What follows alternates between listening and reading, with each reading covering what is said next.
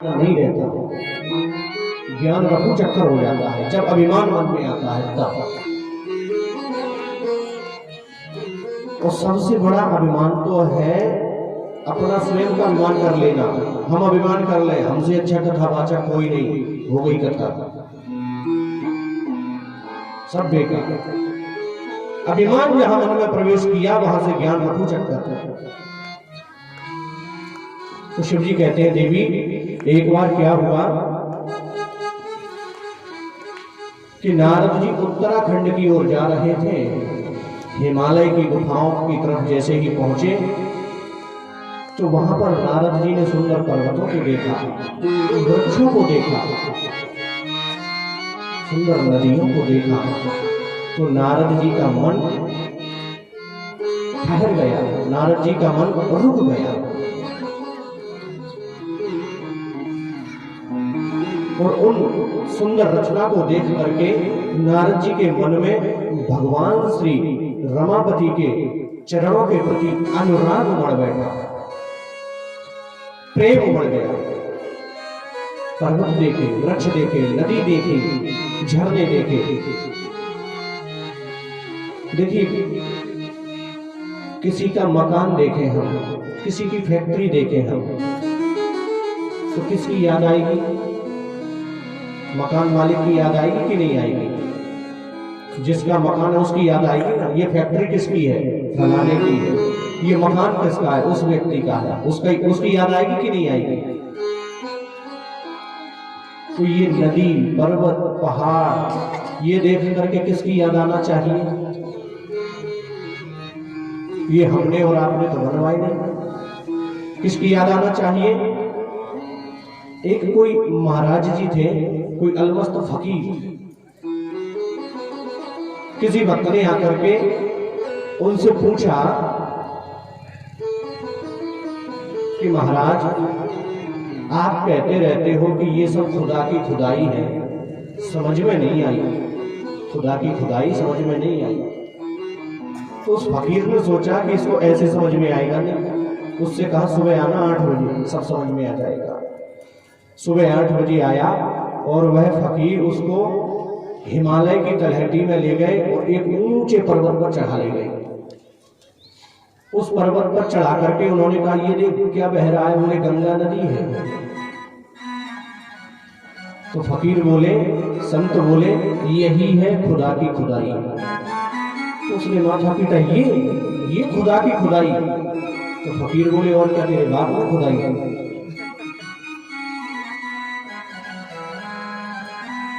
तो ये नदी, पर्वत, झरने, तालाब देख करके हमें किसकी याद आना चाहिए? उस परमात्मा की।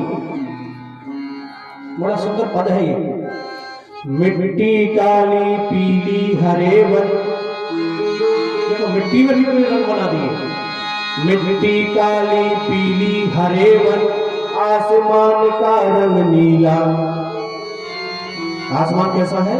नीला।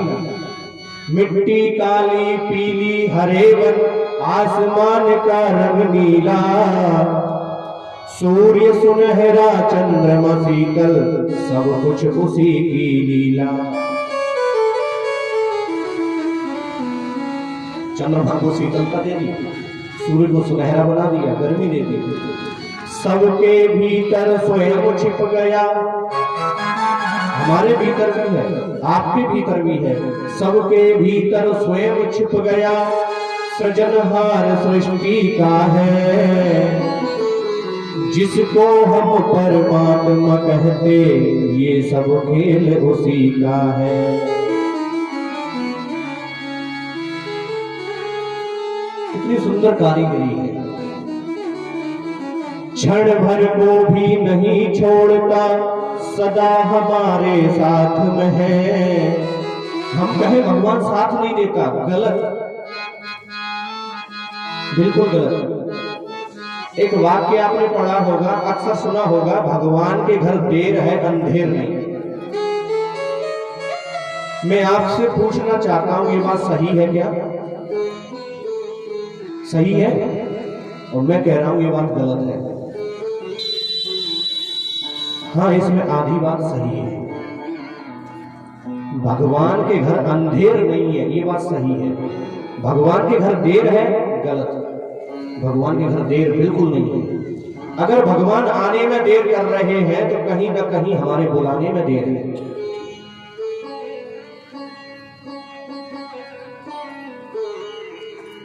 पांचों पांडव बैठे हुए थे, द्रौपदी जी बैठी हुई थी। दुशासन साड़ी खींच रहा था। द्रौपदी ने सोचा कि मैं बचा सकती हूं अपने आप को। द्रौपदी ने अपनी साड़ी को पकड़ लिया।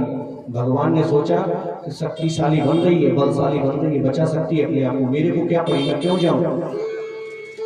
देखते हैं कब तक बचाती है। खींचने लगा दुशासन साड़ी। पांडवों को, पांडव भी देखते रहे बैठे बैठे। जब लगा द्रौपदी को कि अब मेरे बचाने से बचने वाली नहीं है, तब जाकर के उस कन्हैया को पुकारा, और जैसे ही पुकारा कन्हैया तुरंत आ गए। बुलाने में हमारी देर हो जाती है, भगवान को आने में देर कभी नहीं होती। तुरंत भगवान प्रकट होकर के आ गए, और एक रूप में नहीं आए, ध्यान देना, अनेक वस्त्र के रूप में अवतार ले लिया। भंडार भर गया, साड़ी खत्म ही नहीं होती। दुशासन खींचते हार गया। हमारे बुलाने में देर है। क्षण भर को भी साथ नहीं छोड़ता, सदा हमारे साथ है। काया की श्वासा डोरी का तार उसी के हाथ है। हमारी जो श्वासें हैं उसकी डोरी उसी के हाथ में है। हंसना रोना जीना मरना, हंसना रोना जीना मरना सब उसी की मर्जी का है। जिसको हम परमात्मा कहते, ये सब खेल उसी का है।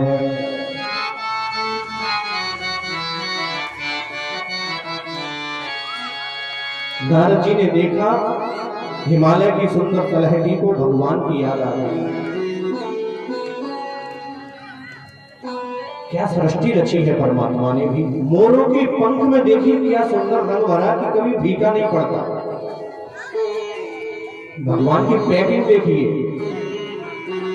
कितनी सुंदर पैकिंग भगवान करते हैं। इतनी कोई वैज्ञानिक कर सकता है क्या। एक अनार को देख लीजिए, ऊपर से पैक कर दिया, अंदर देखो तो उसमें दाने निकलते हैं, दानों में रस कैसे भरा, उस दाने में से एक बूंद रस बाहर नहीं जाता। कितनी सुंदर कारीगरी है। एक संत महात्मा बैठे थे जंगल में, बोले आए तो हलवा खाने का मन हो रहा है, इस जंगल में हलवा कौन लाए बना के। तो अचानक एक केले का फल महात्मा के सामने गिर गया, और महात्मा ने केले को छीला और खाना प्रारंभ कर दिया, और बोले वाह भगवान कितना सुंदर हलवा पैकिंग करके भेज दिया। देखिए भगवान की कारीगरी। संतरे को देखिए, ऊपर से पैकिंग है, एक बूंद रस बाहर नहीं जाता, उसके अंदर कली निकलती है, उस कली को छीलिए तो छोटी छोटी अनेक कलियां निकलती हैं, एक एक बूंद रस कैसे भरा होगा। मैं तो सोच सोच के हारा, तेरी तू ही जान मालिका। तेरी तो तू ही जाने, मेरी बुद्धि सोच नहीं सकती बात। कैसे ये दुनिया बनाई समझ में नहीं आता। कोई छिद्र नहीं छिलका, कोई छिद्र नहीं है। छिलका देखे तो उसमें छिद्र नहीं होता है। हाँ ये बात अलग है, बाहर से कीड़े मकोड़े आके कर देते, वहां से जब पैकिंग होकर आती है तो कोई छिद्र नहीं, एक बूंद रस बाहर नहीं जा सकता।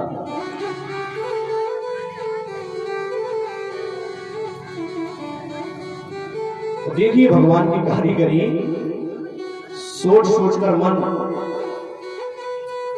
उतावला होता है कि मिर्ची तीखी गन्ना मीठा, मिर्ची तीखी गन्ना मीठा, खारा नमक बनाया। सब में स्वाद भी अलग अलग डाल दिए। मिट्टी पानी खा गई, यह भेद कहां से आया। मिट्टी एक है, खाद एक ही है, पानी एक ही है, उसी मिट्टी में मिर्ची निकलती है तो तीखी, गन्ना निकलता है तो मीठा, कहां से ये भेद हो गया? उसी मिट्टी में नमक बनता है तो कड़वा। ये पहाड़ नदी इनको देखकर परमात्मा की याद आती है, परमात्मा ने इन्हें बनाया है। देखिए, मनुष्य जो कुछ रचता है, मनुष्य जो कुछ भी करता है, उसे हम क्या कहते हैं? कृति। मनुष्य की रचना को हम कृति कहते हैं और ईश्वर की रचना को हम प्रकृति कहते हैं। बोलिए जय सिया राम। जय जय श्री राम। याद आती है भगवान की कब? जब हम परमात्मा की उस प्रकृति के दर्शन करते हैं। सुखदेव जी ने परीक्षित जी से यही तो कहा था भागवत में,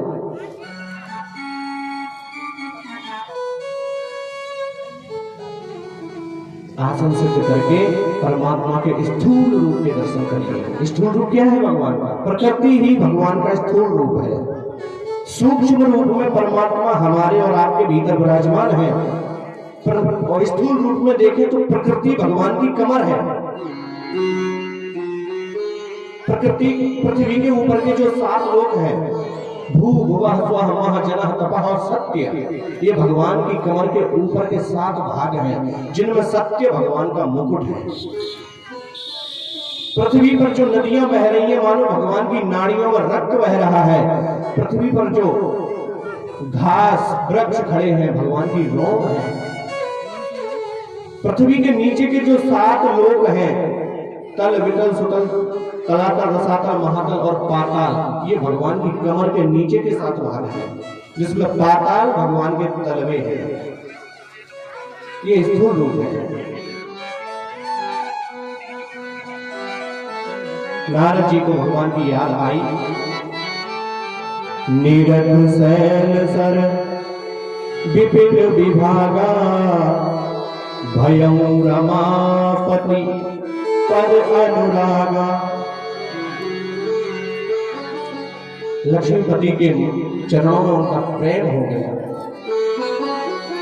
नारद जी ने सोचा कुछ देर ठहरा जाए, लेकिन श्राप लगा है नारद जी को, ठहरे कैसे? किसका श्राप लगा है? बोले दक्ष का श्राप लगा है। तो किसी ने कहा महाराज ये खूब गई, गृहस्थ का श्राप महात्मा को, गृहस्थ का श्राप विरक्त को, कैसे ये श्राप कैसे लग गया?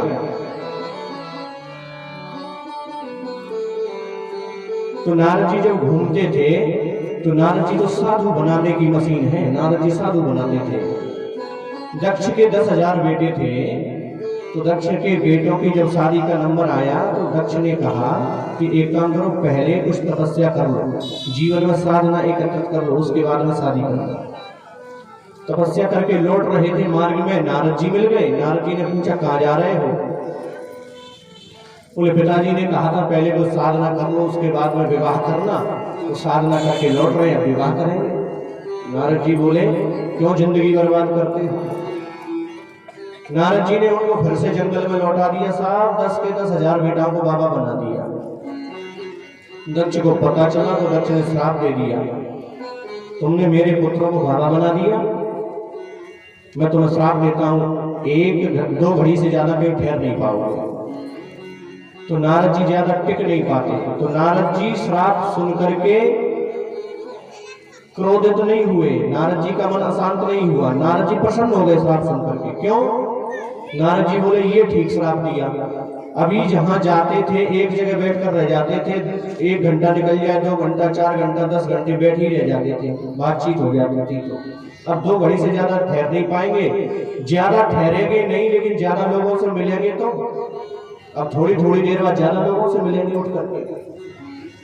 पहले एक दिन में एक ही साधु बना पाते थे, अब एक दिन में सैकड़ों साधु बना डालेंगे। ये ठीक रहा। गृहस्थ का श्राप विरक्त को लग गया। तो नारद जी का मन रुका, ठहरा, और नारद जी ने गुफा को देखा, गुफा में प्रवेश किया, तो गुफा में बैठ गए। देखिए श्राप इसलिए भी लगा नारद जी को कि भगवान ने सोचा नारद जी सबको बाबा बना देते हैं, ऐसे कैसे काम चलेगा, पूरी सृष्टि बाबा बन गई तो फिर बाबा कहां से आएंगे। अब ध्यान देना, भगवान ने विचार किया पूरी दुनिया बाबा बन गई तो बाबा कहां से आएंगे, कोई पेड़ झड़ाएगा वहां से टपकेंगे बाबा। साधु संतों को, बाबाओं को ही नहीं परमात्मा को भी जरूरत पड़ती है मां के गर्भ की। आएंगे तो मां के गर्भ से ही, जब शादी नहीं होगी तो संत आएंगे कहां से। तो भगवान ने सोचा कुछ किया जाए, तो नारद जी को श्राप लगवा दिया।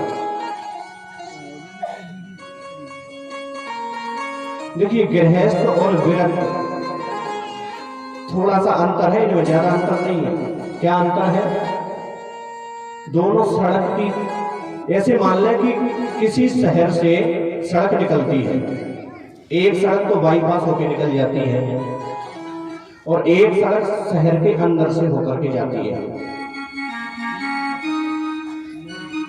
अब बाईपास जो सड़क निकली है उसमें कोई खतरा नहीं, संत बाईपास सड़क है, सीधे चले जाओ और भगवान से मिल लो, जाकर के अपनी मंजिल तक पहुंच जाओ। लेकिन जो शहर में से सड़क गई है उसमें झंझट है, उसमें ब्रेकर भी मिलेंगे, उसमें जाम भी लगेगा, उसमें रुक रुक कर जाना पड़ेगा।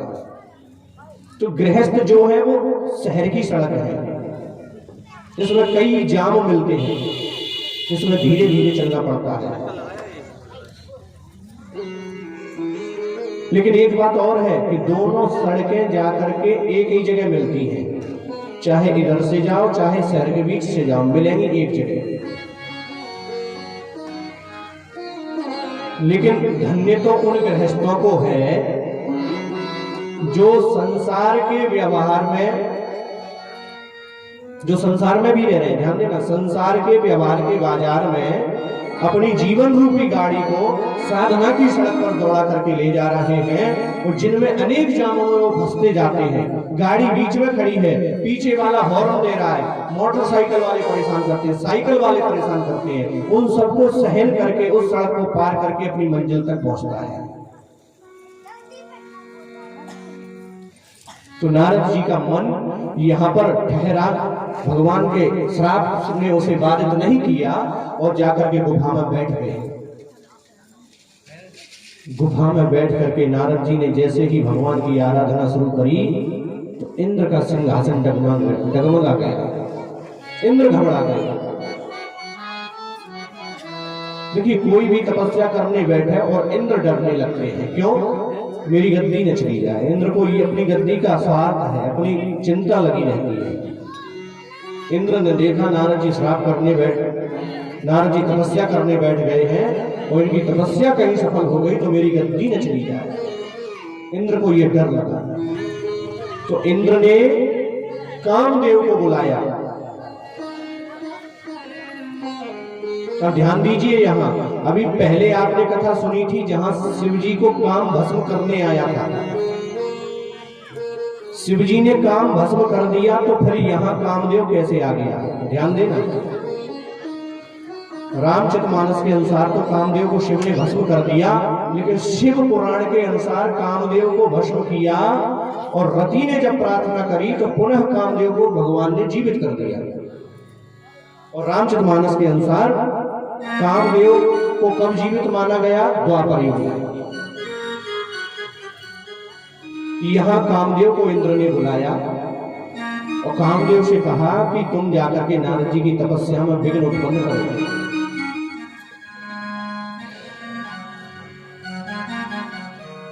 अब नारद जी के मन में क्या बसा हुआ है, राम, और तपस्या भंग करने कौन आ रहा है, राम।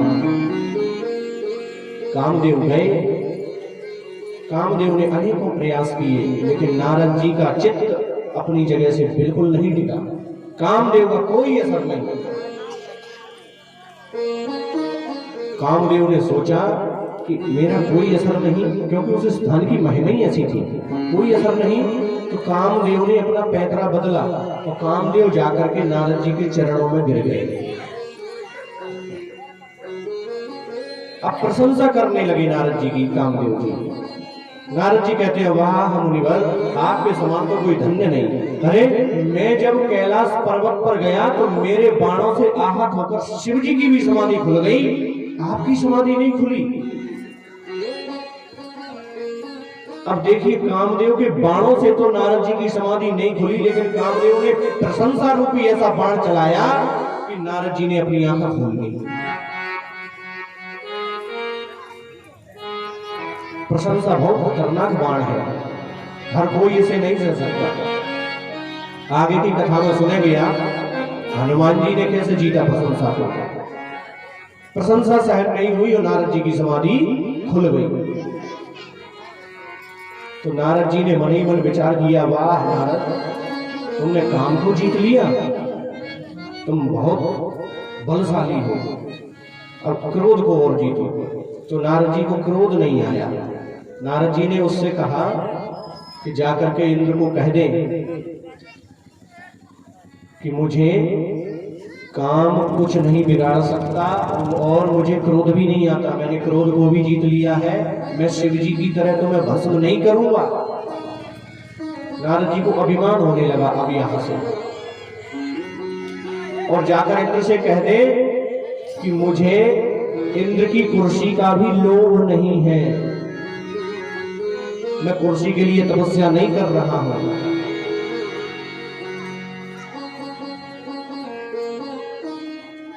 इंद्र को नारद जी ने यहां पर कुत्ते के समान बता दिया।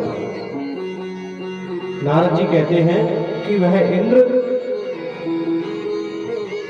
जो कुत्ते के समान उस हड्डी से चिपका हुआ है, कुर्सी से चिपका हुआ है, और वह सोच रहा है कि कोई शेर आकर के इस हड्डी को छीन कर न ले जाए।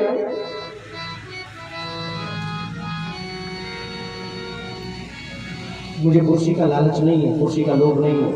कहा गोस्वामी ने, सुख भाड़ ले भाग सठ, स्वान निरख मृगराज, छीन ले जग जान जड़, तिम सुरपति ही न लाज। जैसे ये कुत्ता हड्डी को लेकर भागता है, क्योंकि शेर पीछे आ रहा है, कहीं छीन न ले, शेर भला हड्डी को छीनेगा, ऐसे ही तुम्हारा राजा इंद्र कर रहा है। अरे मुझे कुर्सी का लोभ नहीं, कह दे इंद्र से। काम गए और इंद्र से पूरी बात बता दी। पूरी नारद लीला इंद्र से बता दी, लेकिन अब नारद जी को काम तो नहीं जीत पाया, लेकिन भगवान की माया ने अब जीतना शुरू किया काम को।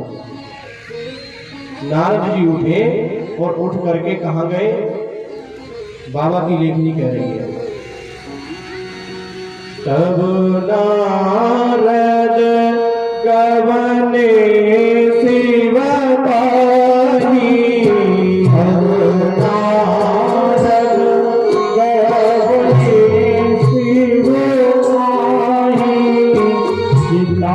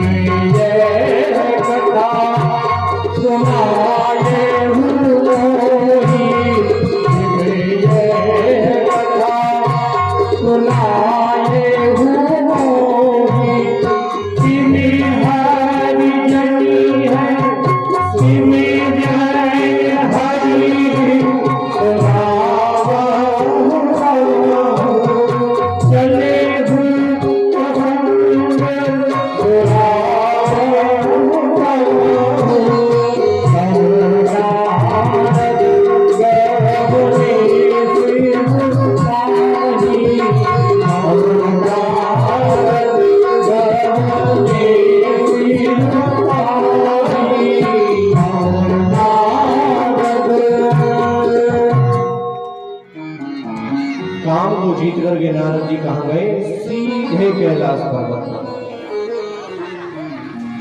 शिव जी ने मन में विचार किया, वाह, नारद जी का आगमन हो गया, अब तो राम कथा सुनने को मिले। शिव जी ने मन में विचार किया, संत आए और राम कथा न हो, ऐसा हो ही नहीं सकता। नारद जी आ गए, अब तो राम कथा सुनने को मिलेगी। शिव जी धन्य हो गए, अपने आप को धन्य मानने लगे। नारद जी को सुंदर आसन पर बैठाया और नारद जी से कहा, बैठिए महाभाग मुनिवर, अब मुझे राम कथा सुनाइए। नारद जी से सुनना चाहते थे शिव जी राम कथा और नारद जी सुनाने लगे।